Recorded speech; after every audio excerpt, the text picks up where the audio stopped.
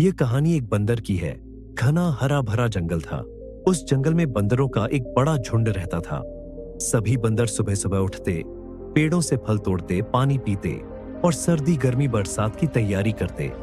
लेकिन उसी झुंड में था मोंटू, एक बहुत ही आलसी बंदर। मोंटू का स्वभाव ही अलग था। जब सब काम पर लगते, वो डाल पर लेटकर ऊँघता। जब सबके हाथ में फल होता, उसके हाथ खाली होते। जब सब छलांग मार मार कर ताकत बनाते, वह बस सुस्ताता। बाकी बंदर अक्सर कहते, मोंटू कुछ मेहनत कर वरना एक दिन पछताएगा। लेकिन मोंटू हंसकर कहता, अरे जब सब काम कर रहे हो तो मुझे क्यों मेहनत करनी है? मुझे तो तैयार तैयार खाना मिल ही जाएगा। मोंटू हमेशा सोचता, जिंदगी का मजा तो बस खाने पीने और सोने में है। मेहनत करके क्या मिलेगा? जब साथी फल तोड़कर लाते तो वो चुपके से उनमें से खा लेता। जब साथी पानी भरते तो वो उनके साथ पी लेता।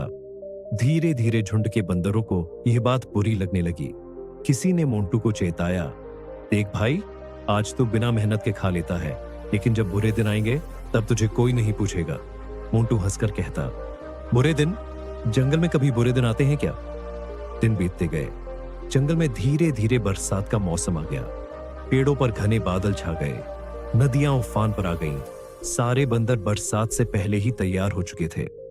उन्होंने केले, बैर, आम, कंदमूल सब इकट्ठा कर लिया था। बरसात की ठंडी हवाओं से बचने के लिए घोंसले जैसे सुरक्षित ठिकाने बना लिए थे।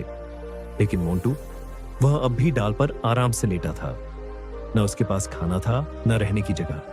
बरसात शुरू हुई। पहले पहल मोंटू ने सोचा, अरे थोड़ी बहुत बारिश है, जल्दी रुक जाएगी।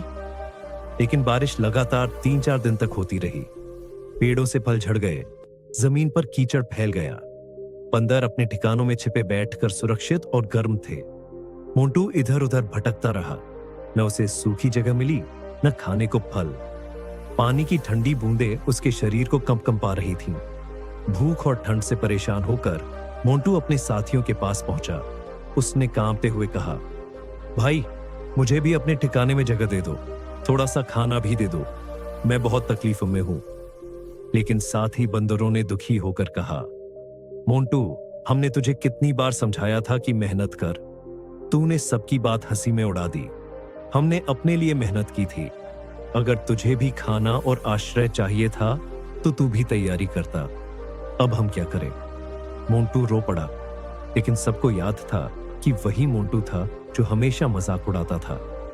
मेहनत करने की जरूरत नहीं, सब तैयार मिलेगा। बरसात और तेज हो गई।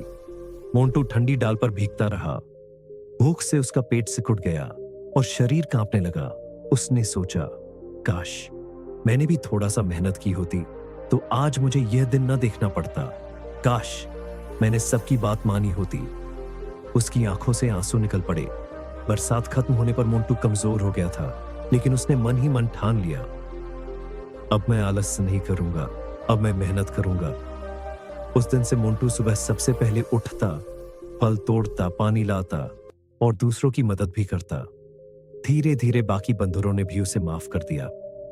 अब मोंटू जब किसी छोटे बंदर को आलस करते देखता तो खुद जाकर कहता, बेटा आलस मत कर, वरना तुझे वही दिन देखना पड़ेगा जो मैंने देखे थे।